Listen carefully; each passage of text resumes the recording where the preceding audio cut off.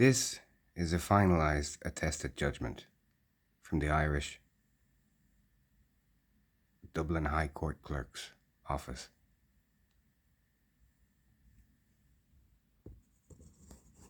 And I'm just going to leave that there. This is from the Dublin High Court Clerk's Office, and it is an attested judgment of my Dublin Circuit Criminal Court 4E pre-arraignment dismissal. Pre-arraignment dismissal is before you put in your guilty or not guilty plea. The Dublin High Court Clerks is who I had to contact to request a copy of this, which was pretty hard as they made no disability provisions and only accept cheques or money order or cash in person. Thank you, Snips and M. You know, it's allegedly a attested judgment, as I can never really comment 100% on anything after the level of fraud, corruption and systems abuse and process fraud I have been subjected to. I'm pretty sure it's real though. I did fight with the clerks about it. I had to request this attested judgment because subsequent to the malicious wellness check via false reporting to the Helsinki police by my ex-partner on the 12th of February 2024, where I was able to evidence the police had been lied to via sexually explicit SMS from my ex-partner and secure my immediate release. Subsequent to that event,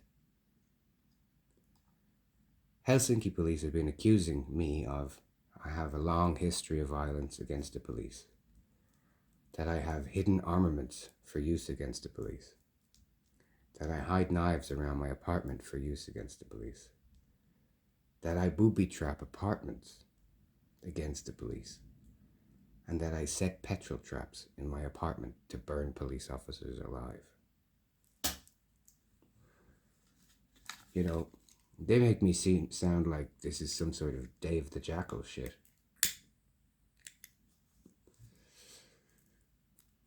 And then later, you know, when the police have me in custody, where invariably I have to be released, they've begun asking me about this Irish cop I'm alleged to have either murdered or seriously burned with petrol. None of these false claims are true, none of them, and they have not even a single foot in truth and are malicious fabrications. However, in addition to this,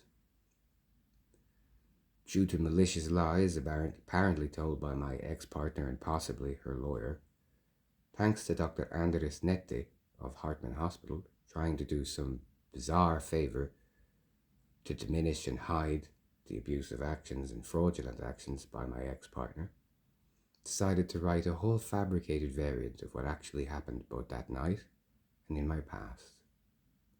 My medical records now also falsely state I attempted to burn down an entire apartment block in Dublin and other fantasy awful things, which Dr. Andres Nette and Huss, despite being provided with court papers and other legal documents, have refused to correct. When I provided Dr. Andres Nette and Huss with audio recordings of the night in Hartman on the 12th day of February 2024 that I made once he mentioned that he was of personal acquaintance with my ex-partner,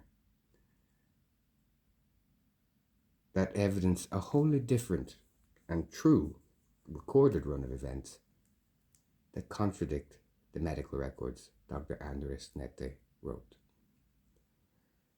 Upon providing those recordings, Dr. Andres Nette and Huss went silent. So, I guess I don't have correct medical records anymore, which is great, right? That's exactly what you need. All because of what now seems like one psychopathic narcissist. However, this attested judgment further evidences the statements made to Hartman Hospital and the Helsinki police about me being essentially some sort of cop killing or cop wounding domestic terrorist as all false, and maliciously fabricated. This attested judgment also further evidences that the false and malicious submissions for a restraining order, which states for some unknown reason of attack that I am acting the victim online to grift money out of people to fund my lifestyle, as wholly false and malicious. Now, pardon me while I light my cigarette. Not least, there's medical records, court DAR, which is digital audio recording, and MRI scans of the torture injuries, X-rays, and referral to the Helsinki Centre for Victims of Torture, CCTV video evidence, some of which includes me screaming as I'm being tortured, phone recordings, you name it. I have no idea why these two people went after this and decided to try and unmake the truth of what happened to me. The Helsinki police, as you may be heard from the Pasila recording, are in continuous breach of EU law and treaty, as they refuse to recognise this judgment, and tell me to keep a copy of it on me at all times to lessen the severity of the violence they treat me with.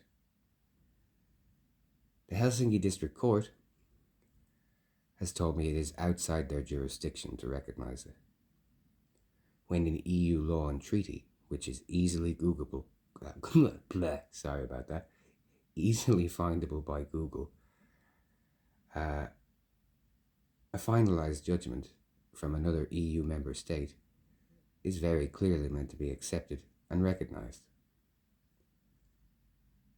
But then members of the Helsinki District Court are at liability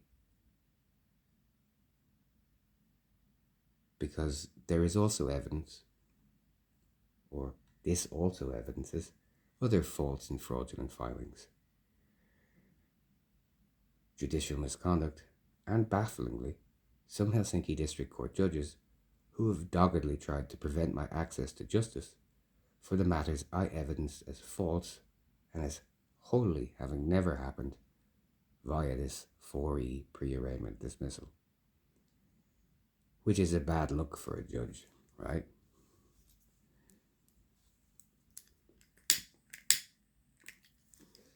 To be that bankrupt and bigoted. And a bad look for the Helsinki District Court as a whole. To have a coterie of essentially where this began, mean girl, bigot bullies, obstructing access to justice and human rights. And in the case of Kirsti Kononen, the Finnish Constitution, but also Judge Rika Rask and Camilla Ramazan. This additionally evidences everything Erkki and Erja Passinen said about me to the court, the judge, and outside parties attempting to mediate as false. But then the bank statements and emails already did that. Funny that, right? What these people and Helsinki police and representatives of the Helsinki District Court and Finnish law have done is make an embarrassment of Finnish law, the Finnish Constitution, and the Finnish courts. And there's no way around the truth of that.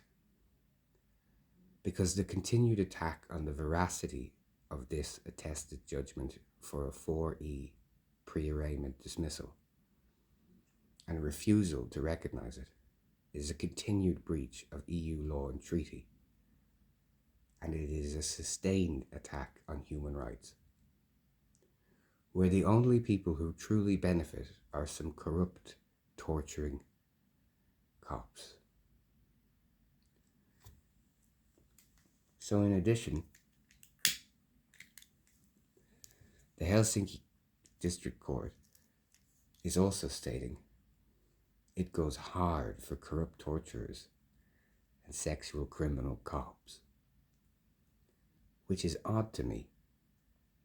I can't believe I've had to make this video, but this is what Hannah Rivari and her client attacked, lied about, and have tried to unmake, and are desperately trying to continue to unmake right now and make it illegal for me to talk about the fraud and obstruction that they've brought to the Irish Personal Injuries Assessment Board proceedings attached to this judgment. And I have no idea why Hannah Rivari and Hannah Rivari's client decided to obstruct the granted human rights civil proceedings related to what was done to me and what I proved as false. And I have no idea why they decided to obstruct this and try and destroy it and make everything about Hannah Rivari's client. I have no ties to Hannah Rivari's client. I was never married to her. We do not have children. And from about September 2023 and earlier, I begged for peaceful disengagement. That was refused. All attempts at mediation were refused. All offers of roadmaps to peace, to resolve issues, refused. All requests for my belongings, refused or treated abusively. I have no idea how requesting your belongings back can make you a narcissistic abuser, but apparently that's the line they've taken. Outside mediators such as UK security expert Taz Wake tried to mediate and were given a runaround, lied to, and drips and drabs of my possessions came back. Rather, Hannah Rivari and her client wished to try somehow unmake and rewrite reality to some fraud-serving malicious fabrication as part of what is now very overtly gross systems abuse. I am putting this video here in part as an effort to keep myself marginally safer. Both Hannah Rivari and her client, subsequent to theft of legal documents, I have to gather, did not think I would be able to get another attested copy of the judgment. So here it is. I fought this as a lay litigant. I have no legal training. That's unique in and of itself. A 4E dismissal, pre-arraignment, is sort of like the golden black unicorn of law. It's incredibly hard to get, and most people don't apply for it because it could damage their case if they don't meet the incredibly high bar some judges put. And the rules were changed on me about twice to try and prevent this. And the DPP, the Irish prosecutor, tried to have me sectioned on the very first day of court for having the temerity of representing myself against wholly false and fabricated charges, which were, additionally, biologically impossible unless I am somehow the only human in the history of humans immune to the toxic and poisonous effects of petrol. No one could survive the hell getting this judgment put me through, and then have to deal with this feature-length episode of cis women unable to handle the consequences of their actions and their abuse, and not think that dying is the easiest escape from the continued suffering, fraud, abuse, defamation, keeping in mind that Hannah Rivari's client has incited her friends to harass me, physically assault me, and loudly slander me in public.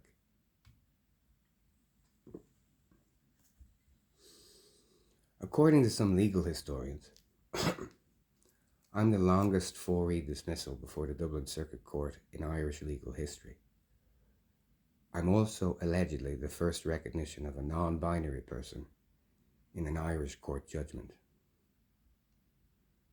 I allegedly, and I quote what I was told, made new law.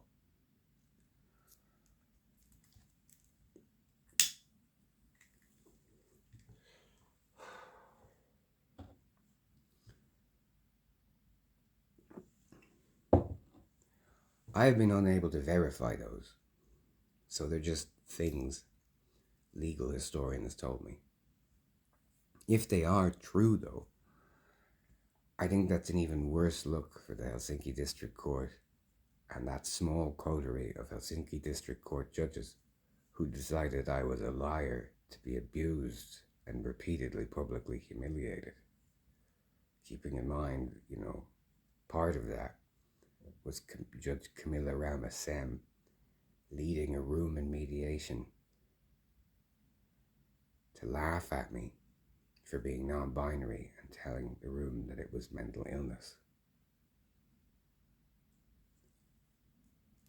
I remember a lawyer, or actually more than one, down the courts in Dublin, telling me, no one ever taught you to fight this hard. You have to fight lies. A corrupt lawyer who I fired twice, Richard Young, who I fired, then hired back about a week later and fired again, just so Richard Young knew I knew what he'd done, tried to bully me into, maybe you should just plead guilty and hope they go easy on you. He wasn't the only one. Yeah, no. You plead guilty to false things that never happened. Then they own you forever. And that is a form of slavery and forever abuse. I didn't do slavery then, and I won't do slavery and being owned forever now. You got that, Hannah? I hope so. Thanks for listening. This is E.R. Fluff, broadcasting live from a Kafkaesque nightmare of coercive control abuse and judicial misconduct. I try and say something about the police misconduct, but it's cops. Everybody expects them to misconduct. So, cops being cops. All of which, again, is in breach of EU law and treaty continuously, and human rights law, and the Finnish Constitution. That's how fucking ridiculous this is. But I hope that's clear. Hopefully this video serves a purpose.